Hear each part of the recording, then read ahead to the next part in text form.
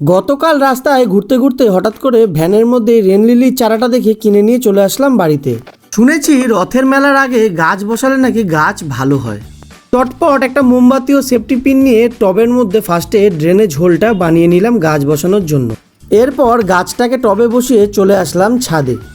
এখানে এসেই সবার আগে সামান্য কিছু খোলামকুচি নিয়ে ওপর থেকে ড্রেনেজ হোলগুলোর ওপরে বসিয়ে দেব খোলামকুচিগুলো।